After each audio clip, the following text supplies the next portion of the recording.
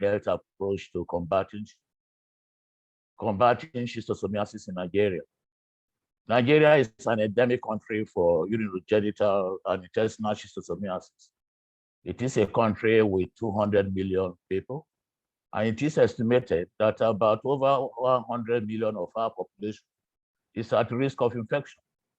Despite the current efforts of government and non-governmental agencies towards the control of schistosomiasis, this disease is still persistent across the various regions of the country.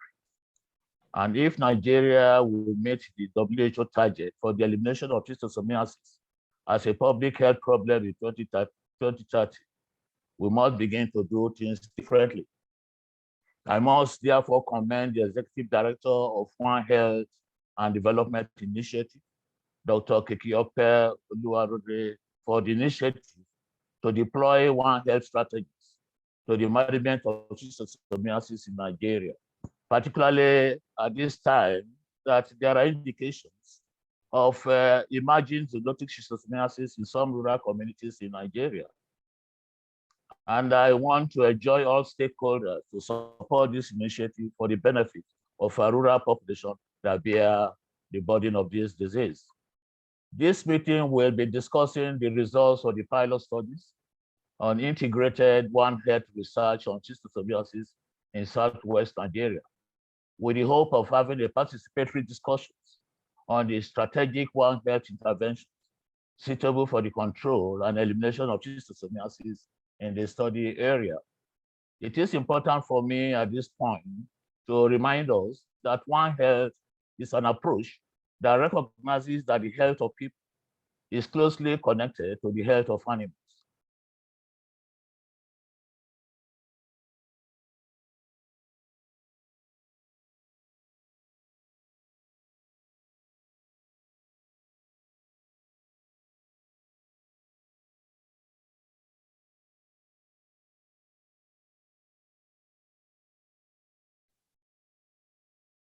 Are you there, Prof? Can anybody hear me? Yes. Yes, we can hear you. Only that. Yes, we can hear you. I can hear you. Okay, thank you. I can hear you. I'm not sure if Prof is still speaking. I think it was my network then.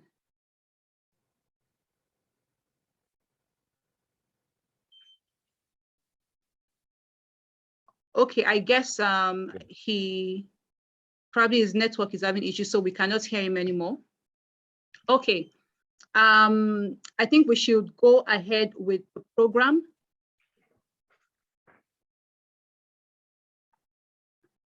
Let me see.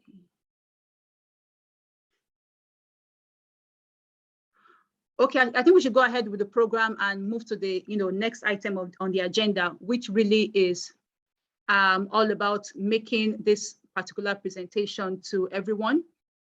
Thereafter, which will have question and answer, opinions. We welcome feedback, opinions, and a holistic discussion on what the results I'll be presenting in terms of the research. So once again, the research was practically based on One Health research on schistosomiasis in Southwest Nigeria, trying to look at what exactly the situation is, doing a situation analysis on what exactly the issue is with schistosomiasis in Nigeria. So I'll just give a brief introduction to OHDI, just to at least know exactly what we're about and why we are doing this research. So One Health and Development Initiative is an organization that has been established to address human, animal, and environmental issues, environmental health issues, using the One Health approach, and that's really the core of our program, of the essence of our organization. That's the core of our mission and our vision. Whatever issues that we know on ground that have interrelated connections between human, animal, and environmental health, we want to be able to see how we can be able to use the One Health approach that has been recognized by several organizations and institutions all over the world to use that approach to solve those issues, whether it's research or whether it's community-based projects at the same time. So, and this is what we do. And what exactly is One Health in itself? One Health, I personally like this definition by the United States Center for Disease Control, which says One Health is a collaborative, multi-sectoral, and transdisciplinary approach that works at the local, regional, national, and global levels with the goal of achieving optimal health outcomes, recognizing the interconnection between people, animal, plants, and the environment. It talks about the fact that it's collaborative and multi-sectoral. It tries to engage every single actor, whether at the, from the top down, bottom approach to at the local, regional, and national and global levels, and also seeing that there's a connection between people, plants, animals, and their environment. So, and this is really what One Health is about, getting people to work together, getting people to reason together, getting people to leverage on each other's strengths and, be able to mitigate weaknesses and addressing all these shared health issues and hazards and infections that we have had in the past and those that are even emerging in today's world. So a little bit of brief about our areas of work. I mean, we do a lot of work around One Health. So of course, it is only natural for us to make sure that we are addressing the key areas that we believe all connect and contribute to One Health. So things like zoonosis, animal welfare, environmental health, food security, conservation and biodiversity, AMR. And it's also important to know that all of these things are connected in between themselves. For example, we know that animal health and welfare has an impact on the trends, zoonosis trends. We know the environmental health has an impact on food security. We know that conservation and biodiversity has an impact on environmental and food security, and vice versa, and so many of these things. We know that AMR also has an impact in terms of zoonosis and public health outcomes and even environmental health. So there's a lot of interconnectors that we see going on around these areas, and our hope and our goal is that we're able to coordinate all these activities, not duplicating efforts, but making sure that we are jointly addressing these issues as one and making the most maximum impacts that we can make by working on these issues collaboratively. And so our schistosomiasis project is really based in the area of work of zoonosis, because schistosomiasis is a zoonotic disease, is a neglected tropical disease.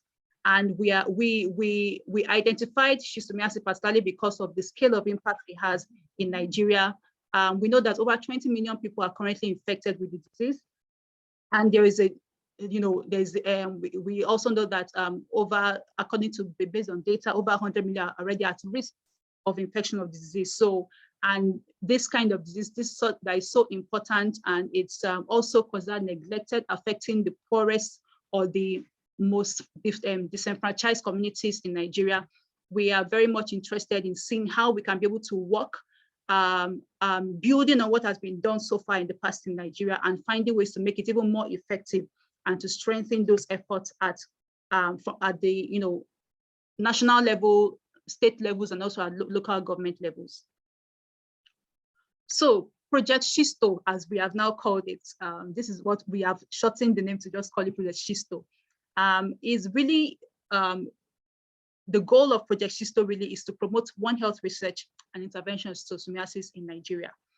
And we are starting with the research part because we believe that we can't do anything without a baseline, without knowing what exactly the situation is on ground. Where are the communities that are affected? What are the issues on ground? Why is there? We know that Nigeria has been doing so much work on schistosomiasis for years. Why is it still such a big issue? Why are there still so many people affected? We wanted to really investigate and know what the situation is on ground. And then before then, because we want to do things with evidence, we want to make sure that we are doing things with the evidence that, okay, from the evidence that we have, we can be able to deploy the best strategic interventions using the One Health approach to, work on this. And so that's the essence really of this first level of intervention, the research stage. So we were grateful to have some small funding and grants from Conservation, Food, and Health Foundation to be able to help us to deploy this research, implement it, and be able to help us to have our data, which we can then use to be able to deliberate and then work on how to deploy the best or the most strategic and effective One Health intervention that we can, working with partners, including government stakeholders, other NGOs and even the private sector to address schistosomiasis in Nigeria. So research justification. Like I mentioned before, schistosomiasis is an important neglected tropical disease in Nigeria. It has a high scale of impact. Nigeria has the highest number of people infected in the world. So it's really, really a key disease to work with. Also, we know that there's the need for evidence and data. And because of the fact that we currently have inadequate open access data and information on schistosomiasis, what we have found on so far is that we know that there are quite, there are some papers or there are some literature that has been done or research on schistosomiasis. And we know that there are some mapping that has been done in the past by even the government institutions and other civil society partners, but there isn't enough open access data that is accessible to everyone who might need to do some work or be able to, kind of do something like this that we want to do, to be able to find how to address or solve the issue of schistosomiasis in Nigeria. And we also wanted to investigate the feasibility of the multi-pronged One Health approach, like how do we think that can work? How can we coordinate people across different stakeholders? Is a whole lot of things going on. How can we jointly work, coordinate these different partners and bodies to be able to work together and implement this One Health approach in this. And this also includes the fact that I want to evaluate the risk factors, the animal health risk factors, the vectors, the environmental health, the sociocultural beliefs that have been perpetuating the prevalence of this disease. These are the kind of things that we felt like there was a need to be able to do this research, receive more information, more guidance, and more data on the situation, and then before we can go ahead to conduct interventions. So research methodology. So I'm going to talk briefly about the data collection process. Now, we wanted to do primary data collection, conduct literature review, do key informant interviews, and then focus group discussions. However, this particular one, in case of primary data, was marked in red, because this could not go on, particularly because when we started working, when we received our ethical approval from the state levels, and then we went to the states to request for some primary information in terms of case studies, not case studies now, case notes, like how many cases have been seen of schistosomiasis so far at maybe hospitals or private hospitals or government hospitals and all that. And the understanding we have on the ground is that there isn't so much that is significant that can be used. And so because of that, we had to, kind of readjust our data collection process and then get work on doing a lot of desk and literature review per states. And in this way, we're able to, research like the Scopus and quite a number of journals to be able to retrieve information using a systematic approach, Prisma systematic approach to get our literature review on the shortlist our papers on the different research that has been done on schistosomiasis in each of the states so far ever in Nigeria.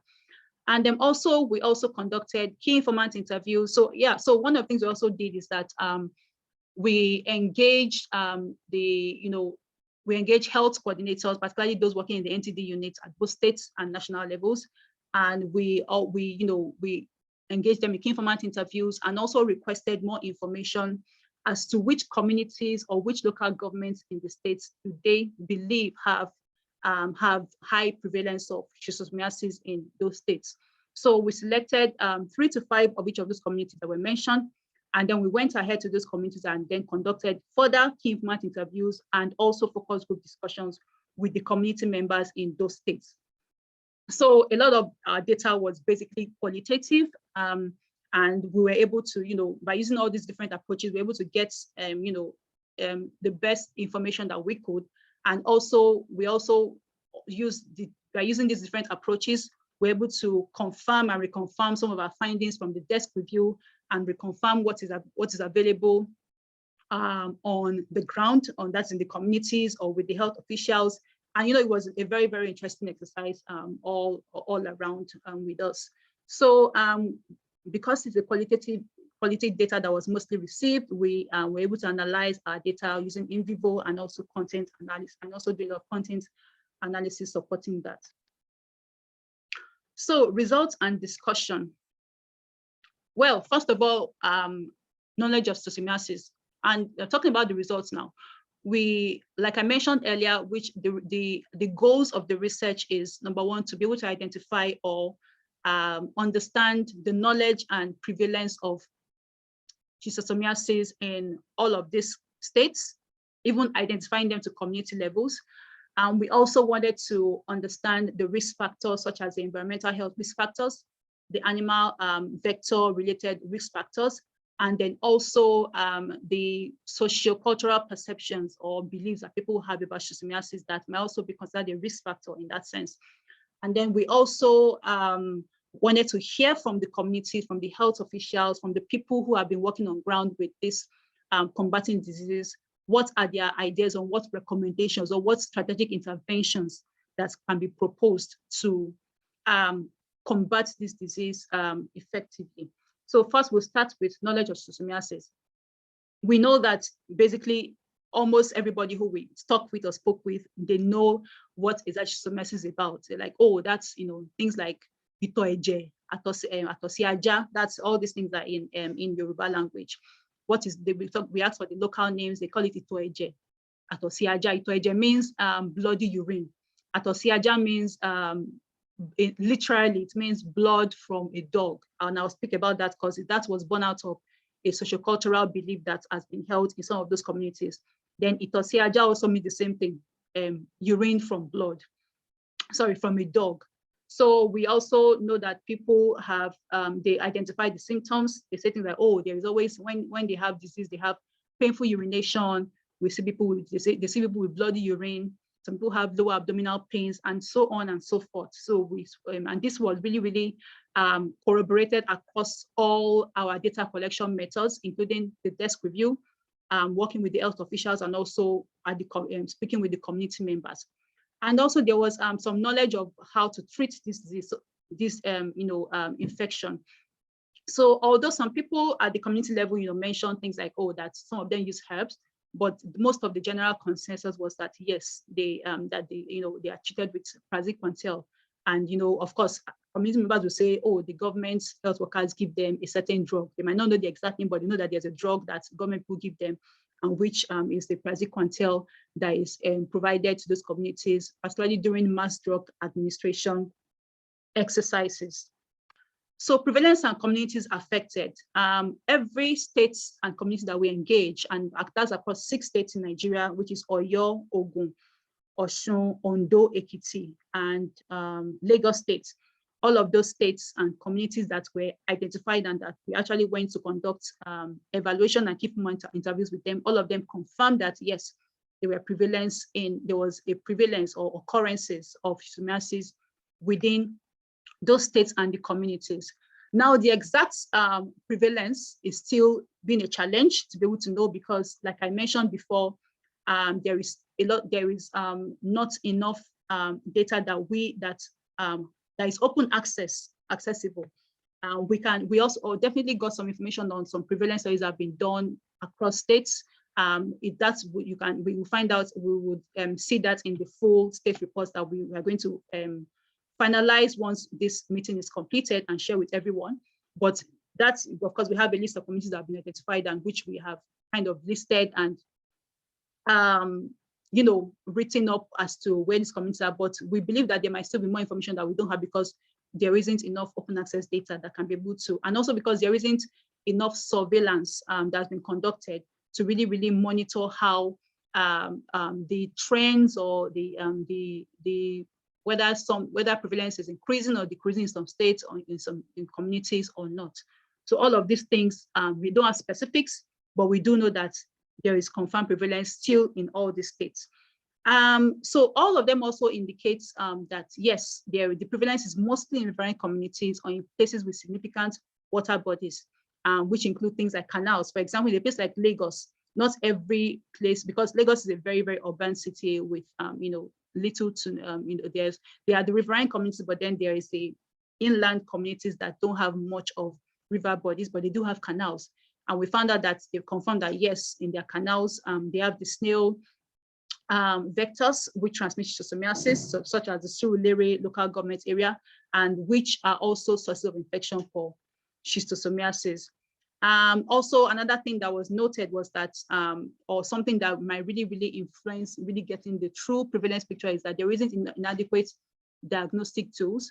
Most times, we find what the feedback that we got is that people, a lot of times when cases are reported, or when they say, oh, there was a person seen in this particular place that has itosiaja, that is bloody urine, then that would stimulate or promote the that will encourage the health officials, whether at the local government levels or state levels, to be able to deploy mass drug administrations at those areas. So usually based on one report, then of course, then other MDAs are conducted at those times. However, actually diagnosing and use of diagnostic tools to confirm the presence is quite inadequate in many of these communities currently. And then we also, talk concerning the water and environmental related risk factors, we're able to confirm based on existing studies and also based on other research so far that yes, the use of infected rivers and streams, whether for domestic and recreational use, is still a big issue. And that is actually a big risk to the transmission of this disease. Now, this particular river, these blood bodies are actually children who are bathing in the river. This picture was taken during one of our data collection processes, and we can see people bathing in the river, having fun, yeah, which they should. However, it has been a source of infection to them for transmission of this, the schistosoma organism. So we see that this is a risk factor. We also know that poor wash facilities, such as inadequate boreholes, toilet facilities, and open defecation is still a very big issue in most of these communities. In fact, it was quite an eyesore seeing some of the pictures. All these will be shown in some of the reports. Some of the pictures of dilapidated boreholes, poor environmental facilities, toilet facilities, poor waste management, dumping. Some of the canals that were there had very poor drainage because some people are dumping waste into it. So drainage has already gotten bad and poor. There could be flooding sometimes. I know a lot of all these things are because we don't have wash facilities in most of these communities. These communities affected don't have. So most of them had to go to the rivers to fetch their water, to wash their clothes, to even drink. Some of them take some of this water to drink. It's their drinking water. So it is no wonder why this kind of disease will be very, very common in these areas. And this is just to reinforce and really confirm that this is still an issue. And this is practically, a key reason why the disease continues to persist even after years and years of continuous mass drug administrations and MDAs across Nigeria. So, and we will discuss more about in terms of recommendations later. So also, we also, kind of got more information in terms of the vector presence, and also maybe to also see if there are any other animal related risk factors that might just come from domestic animals. And yes, so our communities engaged reported that yes, of course, they had many of those water snails. It was seen on a regular basis. And then there was also some mention of the fact that domestic animals are often kept in communities, and sometimes they drink, they also go to the river or water body to actually drink, of course, drink from the same water bodies or rivers or streams as humans. So we can see from this picture, we can see a dog here, another dog here, and then people are, coming and going, fetching water from the stream, and they are going to be using this stream for maybe to wash their clothes or cook their food, or do other recreational, domestic duties in their houses.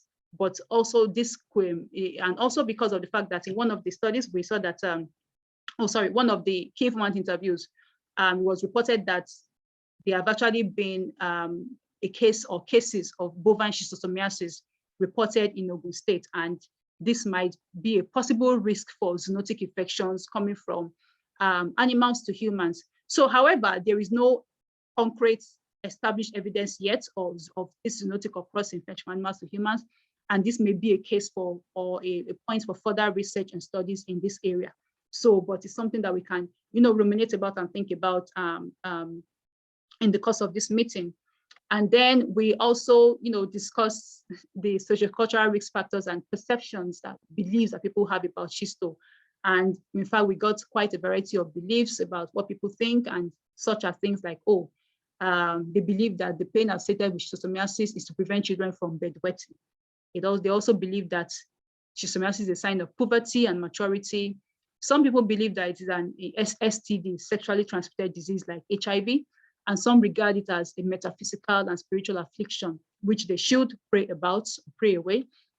Then, like I mentioned before, Itosiaja is the literal meaning for Itosiaja, which is a local name used for schistosomiasis, is called urine from blood. So a lot of people associate the disease transmission to urinating near a dog's urine. So it's also a belief that is well held in these areas. And then one of the major things that we also saw or were able to corroborate is the fact that individuals who are infected with schistosomiasis are still stigmatized. We know that this was a big issue years ago, and a lot of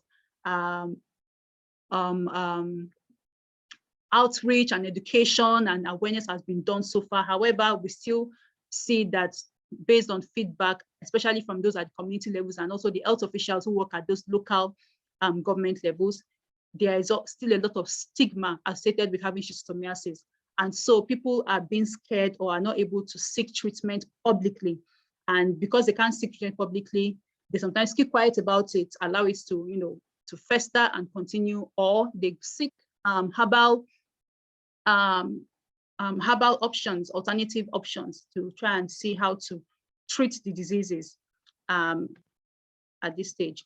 So in terms of recommendations, and this recommendations really was, we coordinated recommendations we collected recommendations from different parts, what the community has said, what the health officials have said, and what we believe can also be included as recommendations as to a holistic approach to solving this issue.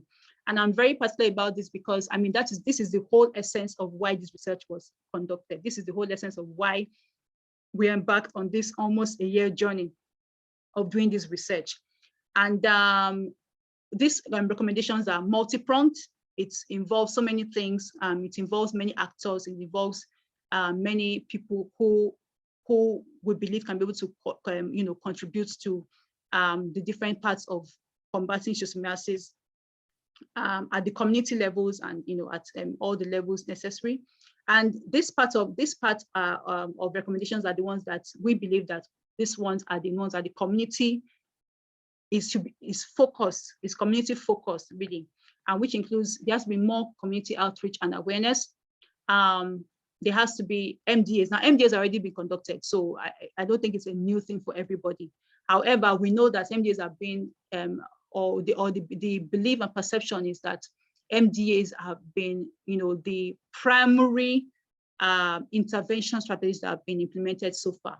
And we really need to go past, just conducting MDAs and treatment, because we also need to address the other issues, because MDAs will just lead to, treatment, and then there might be infection later because we have not solved the key issues, like, for example, the wash facilities need to be established, the control of vectors and other parts that need to be addressed. So MDAs is good, but we need to do much more than just doing MDAs at this point. And then wash facilities, as I've said, we need water and sanitation and hygiene facilities to really, really work in most of these communities. This is not a new recommendation, by the way. It's something that has always been said. But however, maybe it just needs to continue to be re-emphasized and talk more about, and we need more action and more commitments to these areas. And also because, having WASH, like I believe most of us we know, really it's not just about schisto alone. It addresses a host of other infections that we know are prevalent in Nigeria. across many communities. So this would go a long way in addressing and improving the efforts to combat schistosomiasis in Nigeria. Also, control of vectors is an important thing. The snail vectors through which the disease is transmitted as an important thing to consider. And then good animal health. Now that we are having some, at least some, maybe not exactly established, but there has been some insinuations and new nudges as to how domestic animals might also be a risk of cross-infection or reinfection at some point, because of the fact that in a lot of these communities where we have schistosomiasis, they are very, very closely related. They relate very closely with domestic animals, whether it's goats or dogs or cows. A lot of people keep domestic animals as a source of livelihood, a source of income, and so this good animal health practices, vaccination, deworming, and all of those other things would be a very, very good way to potentially reduce the risk of infection or spread of schistosomiasis. And then for every one of us, particularly in terms of research and also in terms of government institutions, there is a need for an open access data bank, so that the essence of data really is that for people to have more information, so that we don't keep reinventing the way, we don't keep duplicating efforts, we don't keep we have a better information as to how to get some of these things, some of the interventions. For those that are interested in carrying out or funding or implementing projects in these areas, there's a need for core data. There is a need for data that can be accessible, that can be open to the key people who need it, who can be able to have information on schistosomiasis and be able to conduct more, whether do more research or conduct interventions for schistosomiasis in Nigeria. And then there is also a need for surveillance, which is still related to the part of data. And I think one of the major suggestions that I thought of is like, okay, why don't we, one of the feedback I got was that it wasn't, schistosomiasis is not actually included in the IDSL platform, which is the main surveillance platform for reportable and notifiable diseases in Nigeria. So there's a need for an inclusion of schistosomiasis in this on this platform, so that surveillance can be able to start and continue on a more effective and more coordinated basis. And also building up on surveillance, coordinated mapping updates at all levels. Of course, if we have a good surveillance system, we'll be able to have a more up-to-date, if we have a good surveillance system and open access data bank, then we have better mapping updates at all levels that can be able to, that people can see and use per time for information on whatever they want to do with regards to combating schistosomiasis. Then, of course, there has to be capacity building for health workers on how to better do their work better, how to engage their the clinicians better, not clinicians, out the community members better in terms of community outreach, in terms of advices on how to case management and all of those things, to be able to help them do their work better. And then provision of diagnostic tools, because that was a major feedback aside from the health workers who said there isn't so much diagnostic tools on ground, and so it has been limiting their work to be able to actually perform good diagnosis or surveillance or case management of schistosomiasis in the communities that they work in. And I think something that is low cost that can be used within that can be well deployed within communities which are mostly low resource settings would be would make a lot of impacts at those levels. And then the last thing is on monitoring, evaluation, accountability, and learning. Now, this really came up because we know that there has been a lot of work has been done really on schistosomiasis so far, and we know that there has been some evaluation that's been done, yes, but it needs to be more frequent, maybe annually. I mean, suggestions on annually, suggestions on maybe biannually, depending on availability of resources, on MDAs, on interventions that have been carried out so far. Let's have more evaluations. Let's have more learning. let's have more information that can be done to evaluate that, okay, now that we've done MDAs in this community, do we even know whether there has been a reduction of the prevalence of disease, or do we think that there's still more work to be done? There has to be all of this monitoring and evaluation has to be done, and not just because for the purpose of just writing reports, but for the purpose of being accountable to everybody who has been involved in the interventions, being accountable to community members, being accountable to our health workers, being accountable to the government, being accountable to even our funders, people who have been supporting all the schistosomiasis projects that have been done so far. So all of this needs to be much more effective and deployed within the context of combating schistosomiasis. Now, prioritization is here because, I mean, there's so much to do. Obviously, there's so many recommendations, but what can be started with? What do we start with? And we also know that even when there are so many recommendations, one thing that keeps coming up very, very, very, very strong is the fact that there is limited resources.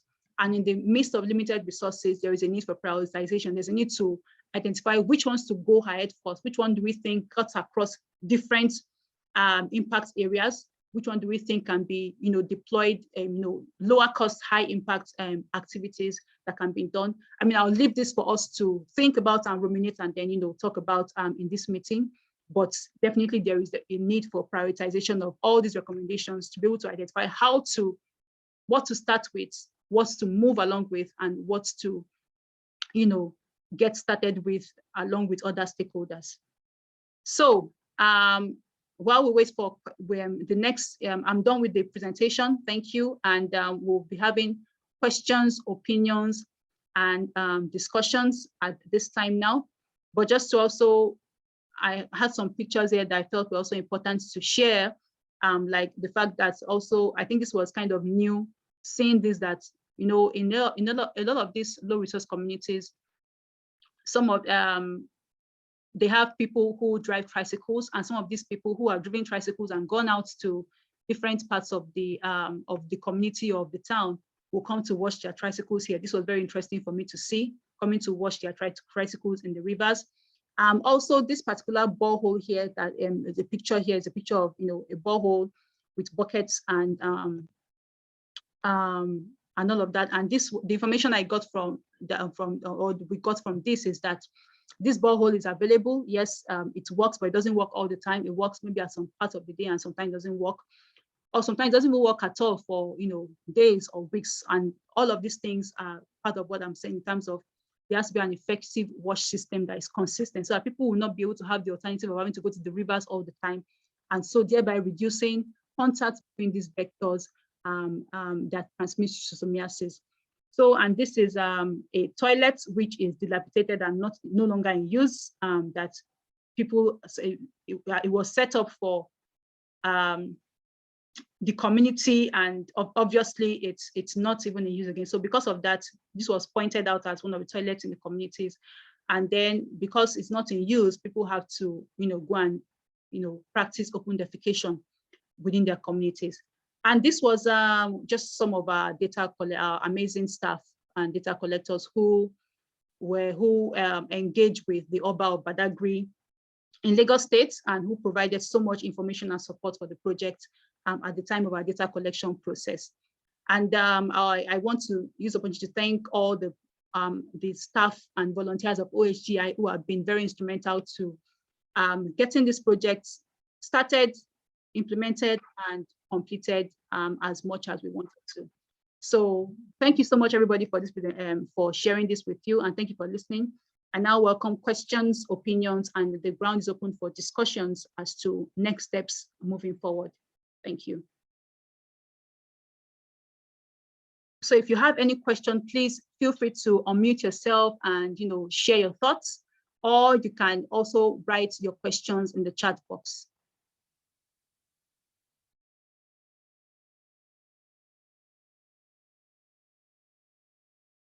Okay, Ojokayode, please kindly speak. Good morning, ma. Good morning. Good morning. In fact, this is a very wonderful work. I've listened to your presentation, though I joined at the middle. I didn't start with you. But Can you introduce yourself first? Thank you. My name is Ojo Kayode, the state coordinator for the state NTD coordinator for Ekiti State. Welcome, ma.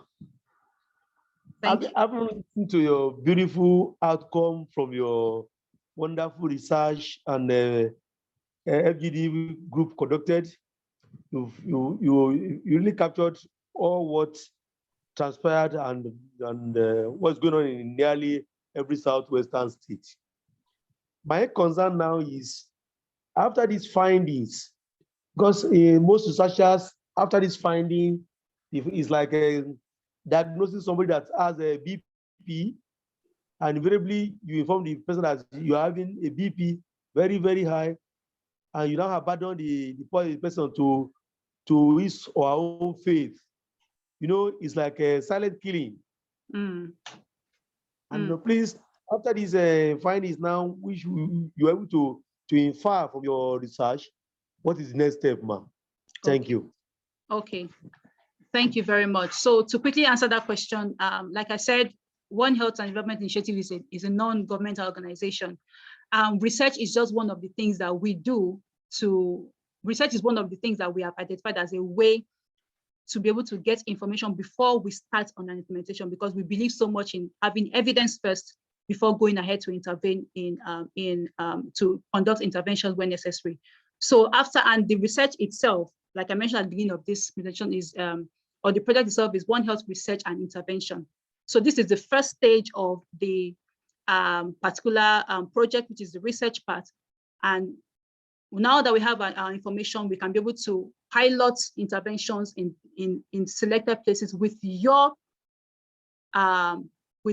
collaboration with government partners in the civil society, and then we can be able to go ahead and conduct intervention. That's really the reason for this meeting, to be able to see and discuss really the most effective interventions that we believe will be the best to implement after this research has now been conducted. I hope that answers your question. Yes, ma'am. Thank you very much. All right, then. All right, thank you. Okay, I can see it. Mr. Sunday James. Okay, good morning. Good morning.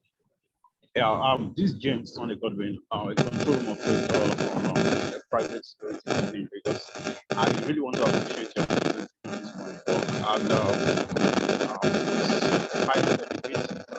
Sorry, your sound is, there's some sound that is, I can't hear you very well. Okay, I'm actually in transit. I don't know, maybe I should just type my question. If you can hear me clearly. Okay. Hello? Okay, you want to type instead? But can you hear me now? Yeah, we can hear you, but there's a sound that is very, very distracting, so we can't hear you. Yeah, that's what I said. I said I'm in transit right away. Okay. Right now. Okay. So I don't know if you can hear me. Okay, please. You can type then. Thank you so much. Okay, and I see a special guest here, Dr. Nebe Obiageli. Please kindly unmute yourself and ask your question, madam. Yeah. Good morning, everyone. Good morning. Yeah, thank you, Dr. Kikobe, for the great presentation. Sincere apologies, I joined late. I had some connectivity issues. I was struggling to connect, so I couldn't join from the beginning. So thank you so much for sharing the outcome of your research. And I would like to ask some questions. You mentioned that the risk factor that you captured, you captured blood, in the body of water. So I would like you to throw more light. Is it the way that the children were urinating at the point that the researchers were by the river bank? Because seeing that, I've never seen anything like that before. So I don't know how you capture that. Is it that they were under the water swimming and they captured that? So I would like to, and also in your research, let me ask, you can take note. Also in your research, you've made a lot of recommendations. Please, I would like to know what is new, from your research, what is new that or that we know. And also in the recommendations you made mention of coordinated mapping. Are you aware that mapping has been done across the 773 local governments in Nigeria, remaining only one, which is Moba, precisely Moba and Borno, due to insecurity? And you also calling a coordinated mapping. What is the feasibility of calling for a coordinated mapping again for already existing program? And also you mentioned the, monitoring and evaluation and learning, in the course of this. Also, yeah, national program, we do what we call coverage survey. That's what we do to monitor the coverage. That is the MIE program of the federal does it across the states. So they do that coverage. Then also you mentioned the capacity. Also, are you aware that before we commence any implementation, we do training across the levels, starting from states down to the community. We train and retrain the implementers and the monitors and everything. So we do all of this. Then again, in the pictures that you shared, I didn't see any caption there. For somebody, you try to explain what happened in those scenes. For somebody not part of this webinar, so it will be difficult for the person to understand what its plate represents. So please, I would like you for future listening to put proper caption to those, to those pictures that you shared. I think these are some of my comments or questions for now. Thank you. Okay, thank you very much, Dr. Nebe, for that wonderful feedback and questions. So I'll just take them one by one because I listed them as you were speaking on them. So concerning the first question about the blood, what I said was that we blurred the pictures of the children because it's not ethical to be putting pictures of children particularly on a public domain like this. So, but we wanted to show or to depict the part of the fact that children go to those water bodies to swim, to have their bath, or just for recreational purposes in those rivers. So what I said was that I didn't say that there was blood in the water. I just said that the picture was blurred, was intentionally blurred for the purpose of public presentation of this. So yes, that was what I said. Then you asked that what is new in this. I think what I was very particular about is the fact that number one, there is a need, the fact that we recommended that there's a need for a coordinated One Health approach, which should not just focus on, for example, just MDAs, or for example, MDAs have been like the major, based on the feedback that we got on the research that has been done, MDAs has been the major intervention that has been conducted in many communities, which is very, very good. It's laudable. It's definitely wonderful in the sense that it directs treatments to reduce prevalence of disease.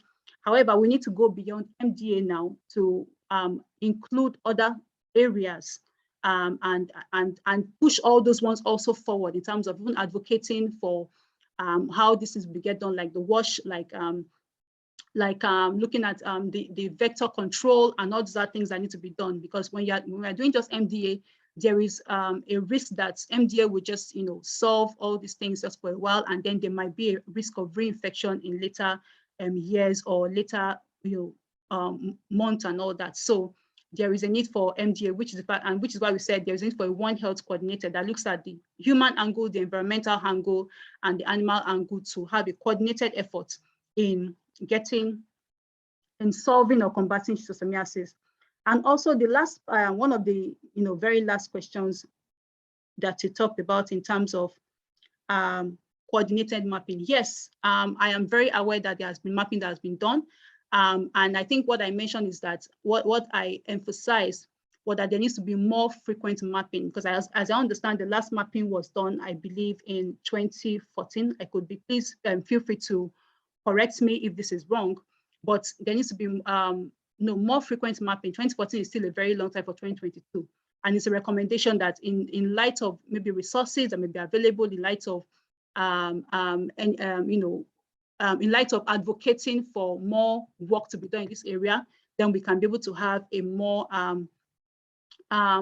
frequent mapping or M&E or training in that sense for all of this wonderful work that is being done by all stakeholders, governments, institutions, civil society, and also even private stakeholders in this area. So I hope that answers, yes, and also the part of the captions, yes, that is very well noted and will be adjusted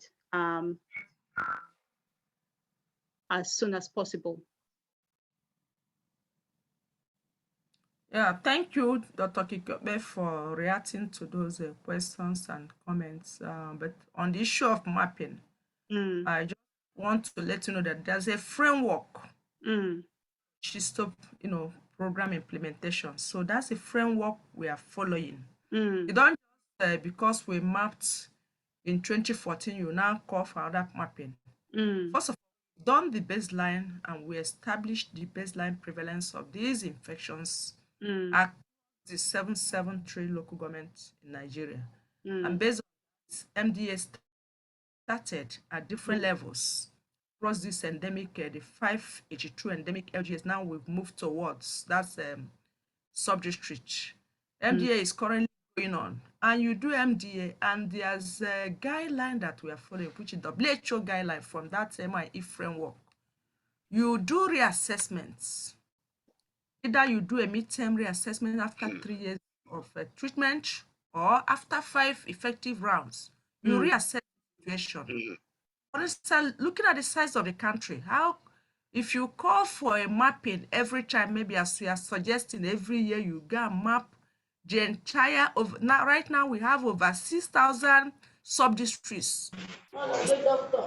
So how feasible is that? So we are following the framework that the global schistosomiasis, WHO, schistosomiasis control, the global partners have recommended, and the country adapted all of this. That's what we are using to to implement. Not when an individual or a group come out with research findings, say go ahead and map if you have the resources. If we do that, we'll not be able to move forward with the elimination agenda that we are running. So we do the reassessments based on the WHO guidelines, based on that's what we do. As some places, as you attested, although we've done a few impact assessments in some places, and some we are planning to do in the next couple of months. Thank you. All right, thank you so much, Dr. Nebe. Okay, I can also see another hand from Professor David Rawlinson. Please, can you ask your question? Good morning. Thank you very much. This is David Rawlinson from the Global Schistosomiasis Alliance. First of all, I'd just like to congratulate you on the study.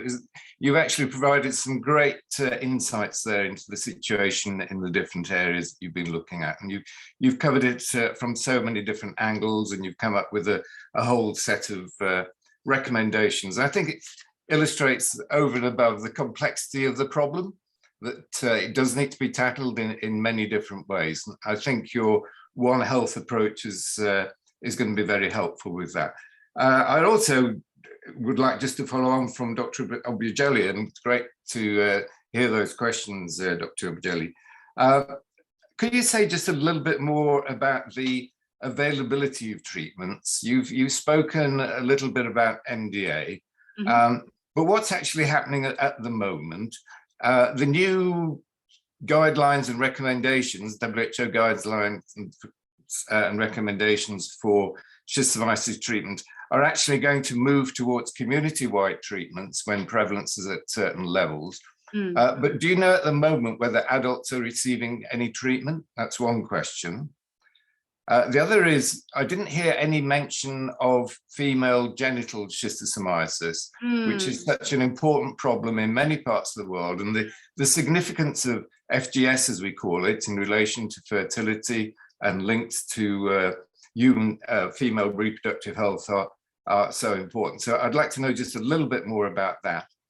And also, what's so important with Schisto is really to spread the word and the knowledge about the disease within communities. And I'd be very interested to know what's actually happening in relation to education in schools. Is it part of the school curriculum? Is there any activity which will tell communities about the life cycle of schistosomiasis, how they can avoid the disease, things of that sort? And then finally, I mean, so One Health really does need to bring in the animal health people, the veterinary side. You mentioned one report of Schistosoma bovis in one of the states, but is there any ongoing work to look at animal schistosomiasis, any surveys going on in abattoirs or anything of that sort? There's increasing evidence in parts of West Africa for hybridization taking place between human and animal schistosome species. It doesn't seem to necessarily be an important problem, but nevertheless one we do need to look out for.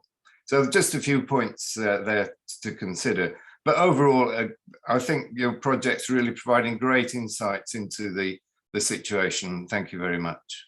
All right, thank you very much, Professor David Rawlinson. Just to react to some of your questions, I'm going to give an overview of what we have been able to see based on our own research, but I'll also invite, because we're having a conversation within ourselves, I'll also want to invite NTD coordinators at the state level, national levels, who we have spoken with or engaged with, and who have also provided information at some of these points. Yes, concerning treatment and concerning outreach and on female genital schistosomiasis, this definitely was mentioned. And we know that, based on the feedback we've received, there has been lots of work done in terms of treatments at the community levels in all the states. And which is why I mentioned earlier that, yes, MDA is constantly being done in these states, and very, very wonderful efforts that have been done among the NTD units in all of those states. And that's why I said that we have to definitely go beyond, the just doing MDAs and go to consider other approaches that can be able to effectively combat the schistosomiasis infections. To give the specifics as to the issues of the MDAs, and also in terms of outreach, which is also being conducted very well, and also in terms of the female genital schistosomiasis, I want to invite the state coordinators and also the national level coordinators who have been doing very amazing work in this area. So I don't know if, for example, I know that I had very, very good information on female genital schistosomiasis with Dr. Shoneye. I don't know if you want to react to this. Dr. Shoneye of Ogun State. Can you speak? Hello. Yes, hello. Can you hear me? We can hear you. Good morning, everyone. Good morning. So I missed some of the presentation, but at least I got some. A wonderful job you have done there. Because it's not easy to capture all the data and all the information you have gotten for the whole of the southwestern states. I would just want to say that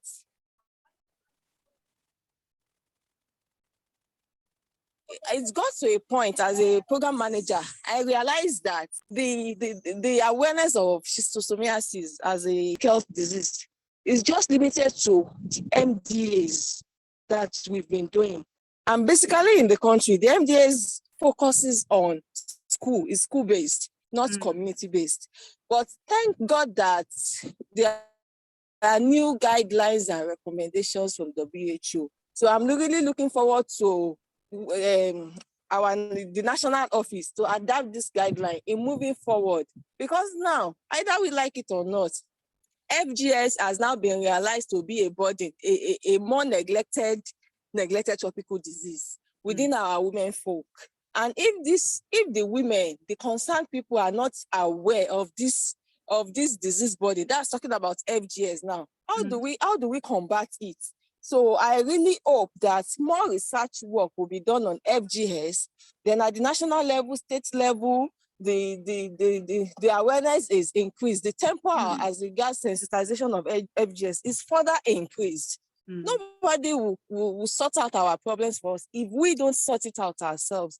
So I think by way of recommendation, we should focus more on community sensitization of schistosomiasis. No, when we go for other MDS, that's the community treatment of onchocerciasis and lymphatic. We try, at least in my own state, we try to talk about all NTDs generally.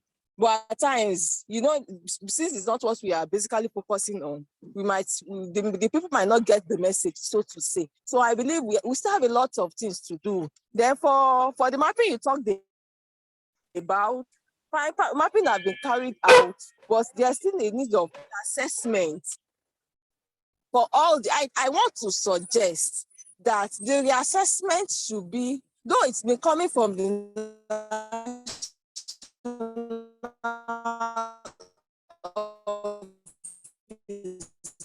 but it should be further for strength, like, oh, we made a lot of, but the reassessment of the thing, they don't focus on it so much. They did a good job. We hope that some of your recommendations. Can you repeat yourself, Dr. Shenaya? We didn't get that part. The reassessment should be what? The reassessment, I think it should be a national one. Okay. Fine, according to what Dr. Nebe has said, there's a guideline for reassessment, but most partners, or okay, let me just say some partners, they are more interested in the geographical and the therapeutic coverage of their work with respect to how many children actually took the drugs, how many people children were they able to treat.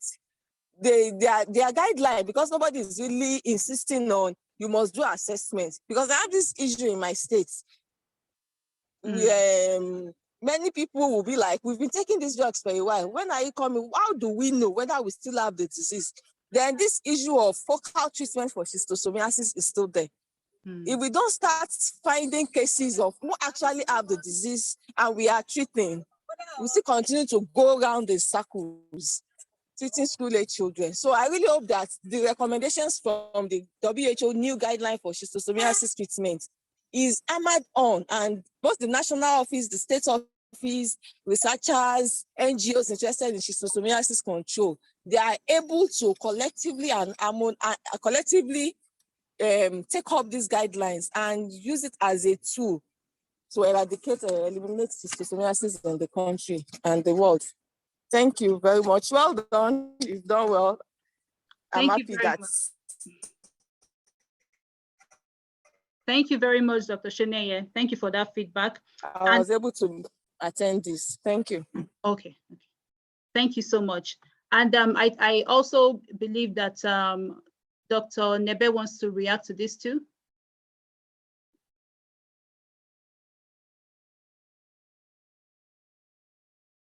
Yeah, thank you so much, Dr. Sheneye, for your insights on these issues.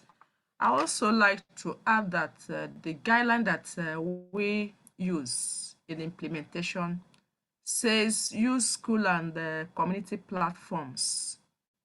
We treat using school and community platform. Also, you also look at the prevalence.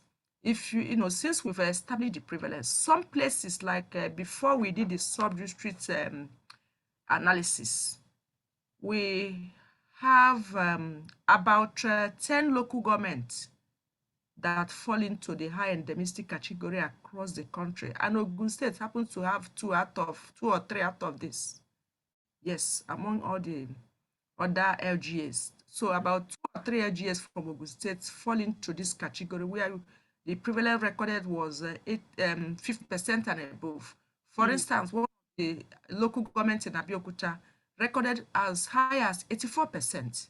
In those local governments, they are supposed to do a community-wide treatment, which means they are treating 80% of the population, 52% of adults, and 28% of school-age children. So we recommended school and community plan, but some partners will still prefer. Like, for instance, the partner supporting Ogun State insisted on using only school platform, but we said no. What happens to these high endemic LGAs? And right now, we've done the sub-district data disaggregation. We have a total of 252 sub-districts or wards that are of that high endemicity category that recorded 50% and above. Ogun State also have some districts that fall with sub-districts, sorry, that fall within that.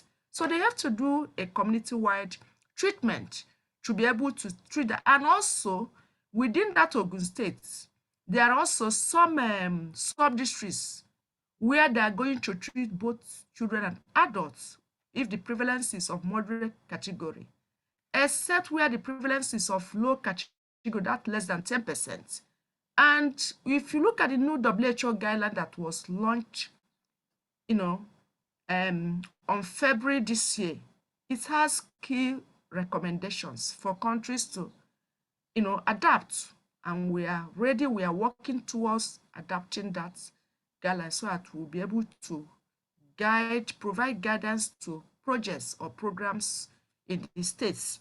And also the issue of female genital schistosomiasis. There's a lot of conversations going on that. You will recall that the Female Genital Schistosomiasis Society was recently launched in Nigeria. So the president and the team, we are discussing, we are reaching out. The president, Dr. Rabiu, has been reaching out, has been doing marvelous work, reaching out to the various stakeholders, even to WHO Geneva. So we've received some literature, that's a Global Atlas of Female Genital Schistosomiasis. We just received a consignment, a donation from WHO, and we are hoping to do some campaign within the, our power if we have the results. Also, we are engaging with partners, having conversations on how they can support research. That is actually ongoing. We know because we are running an elimination agenda, time has come for us to look at the big picture for schistosomiasis if we are to achieve the elimination agenda. The animal health, the human angle, the environment, all of this.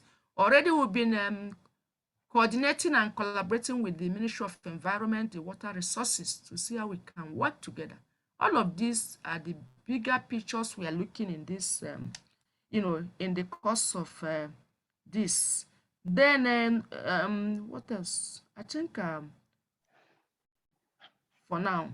So I've mentioned the 6 thematic recommendations that WHO made. We are running with that. That, by the time we have a stakeholders meeting to discuss, by the time we revise our guidelines and do that, we will share all of this. All right, then. Thank you so much for that feedback. I think I'll just to answer Professor Rawlinson's last question, which is on the research on animal-related schistosomiasis. Yes. So we, like I mentioned in the presentation, we actually did literature review to check some of these things, and so based on the data that we have, as at the last time we conducted this literature review, which was January this year, 2022, there has been no record or any evidence of that there was an actual transmission of disease from a domestic animal so far. But we have seen such research in other countries. I think there was one in Liberia. I hope I'm not wrong, but there was one in a few West African countries that I noted down. But yes, there have been some that but none has been done so far in Nigeria to verify this particular claim.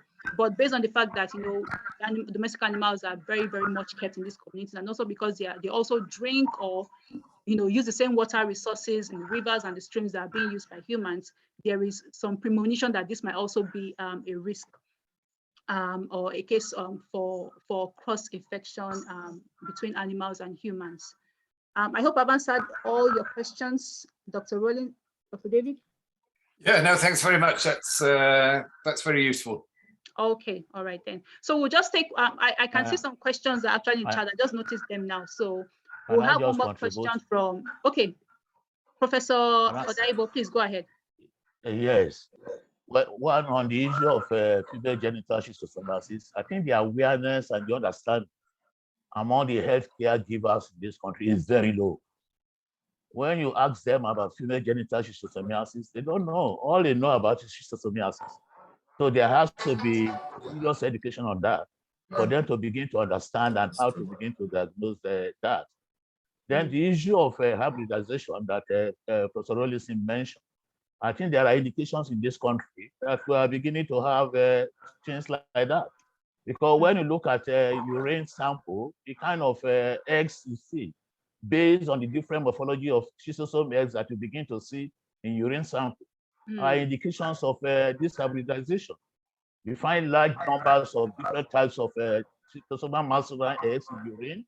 At times, you find eggs of intercalatum and other species, which are indications of hybridization.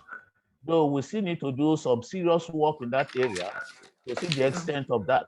But there are indications that that is already on in Nigeria, and a few cases have been reported, not only in Nigeria, even countries around West Africa here.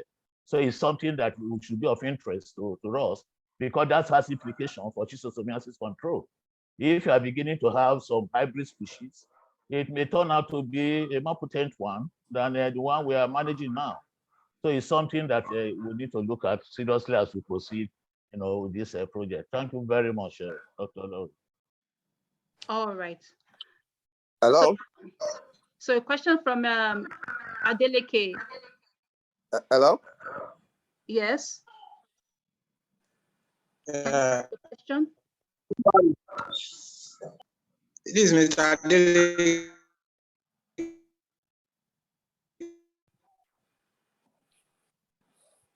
We can't hear you. Do you want to type in the chat box? Hello.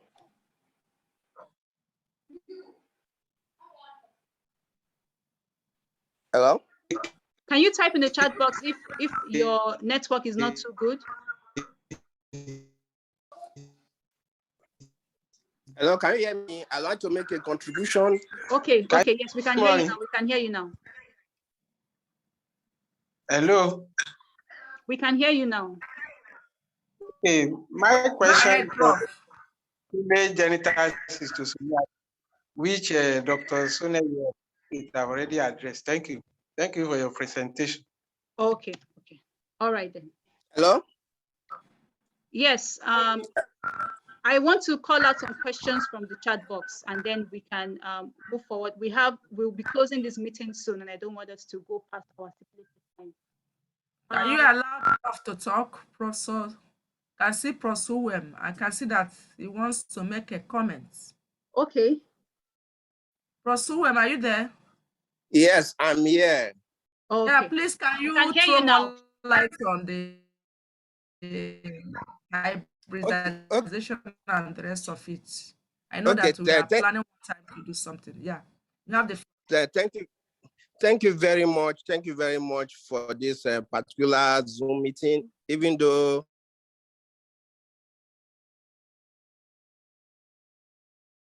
you can go ahead.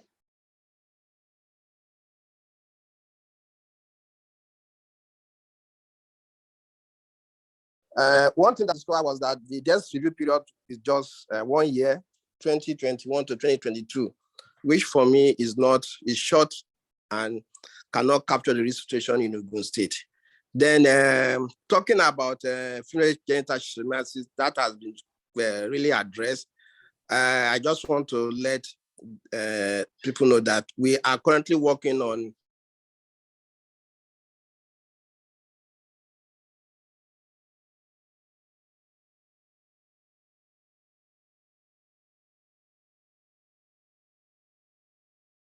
Hello.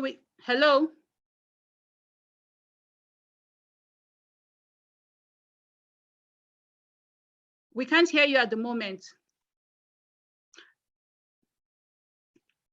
And maybe I also want to quickly mention that the desk review was not restricted to just 2021, 2022. It was it encompassed all the research that has been done in Ogun State from the inception of time till January 2022. So that was that brought out the list of articles and research articles and literature that has been conducted in Ogun State so far. But please, can you please type in the chat box if we cannot, because we cannot hear you at the moment. Yeah, sorry, there was a short time out. I was trying to let you know that hybridization, schistosomiasis hybridization has already been confirmed in Ogun State. We have seen bovis eggs in human urine, and we are working at doing molecular characterization of such eggs. And like I said, if you look at the WHO guideline, if you look at recommendation number 7, talks about zoonotic schistosomiasis and to determine the contribution of non-human schistosomiasis transmission. So it's very important as we're looking at One Health approach. Also,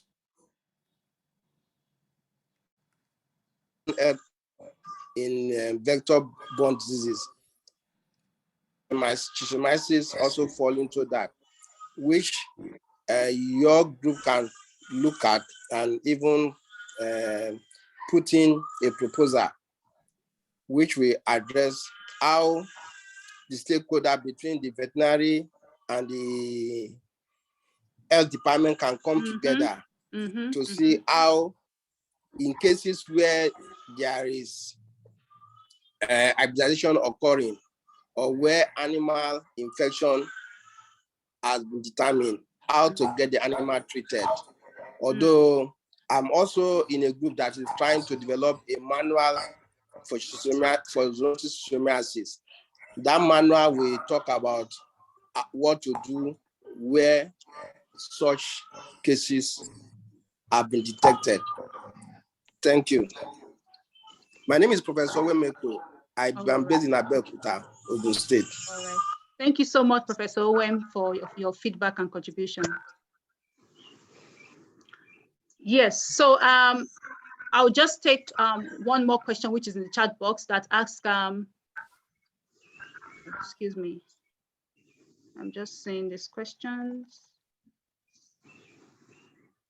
Are there plans to take forward research to test these recommendations by perhaps designing a One Health pilot for schistosomiasis elimination, bringing collaborations between veterinary, animal health, and okay, that is just, yeah, this particular question was just what from Anuk Govas was just what Professor Wem just talked about. So yes, I mean, it's actually part of what's in the pipeline, and we look forward to how we can be able to mobilize resources and work with government partners and other important stakeholders to get this, started.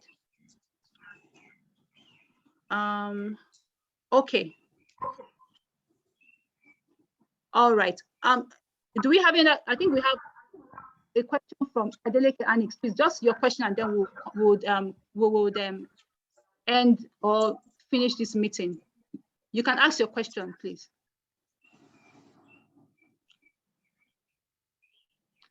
Hello, are you asking your question, Adeleke? Okay, we can move ahead. So thank you so much for this wonderful and very engaging conversation. I feel so, I'm very pleased to have everybody take their time out of their busy schedules to be a part of this. And I'm glad that we also had, various insights and more questions and more feedback on some of the things that our research might not even have covered. So in terms of next steps, we already shared state level reports with some of us, and based on the feedback that's been given, and also based on other feedback that's been given to us before even this meeting, based on the reports that we have, everything will be coordinated, and then we'll have a all-in-one state level, regional report on what our research has been able to produce so far. And then this will be, of course, published and shared with everyone. We'll discuss, next steps, further information on this after the meeting. And we also look forward to, further, opportunities for collaboration and work between, different stakeholders on getting, because this particularly is something that we are very, very, very, very much committed to.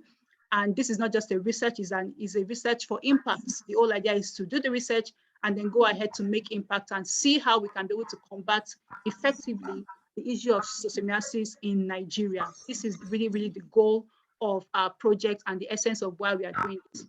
And I want to invite Dr. Nebe to give a closing remark on at the end of this meeting. Dr. Nebe is the national coordinator for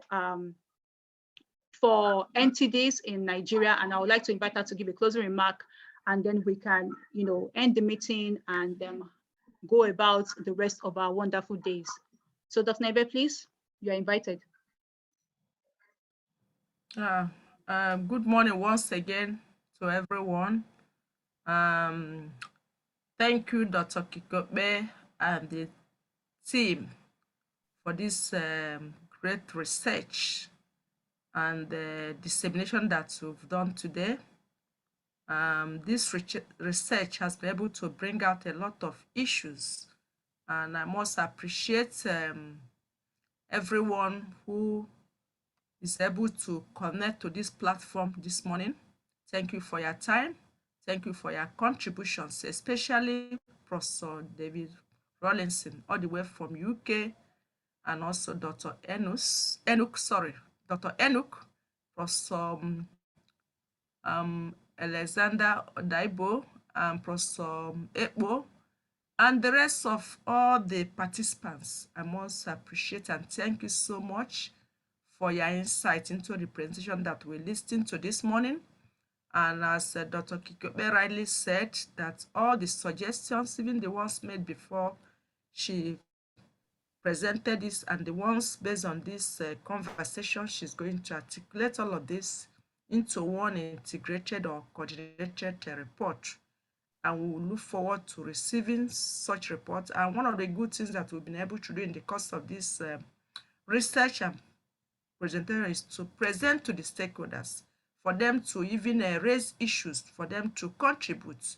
I believe the suggestions, the questions and comments made in the course of this presentation, you are going to sit back with your team to look at how you can refine the work further, where there are gaps, find a way to address them, then so that we have a manuscript that we can publish and they provide information for people, especially for those southwestern states in the region where you've done this research, even at the national. So we look forward to receiving the final report on this, as well as the final publication. Once again, I thank you all for your time, for your great insights, for the contributions that you've made in the course of this presentation. So at this point, I want to declare this meeting closed. Thank you, everyone, and bye-bye. All right, then. Thank you, everybody, and I look forward to future working with everybody in future on this. Thank you, and have a wonderful day. Bye-bye. Thank you. Bye-bye. Bye-bye.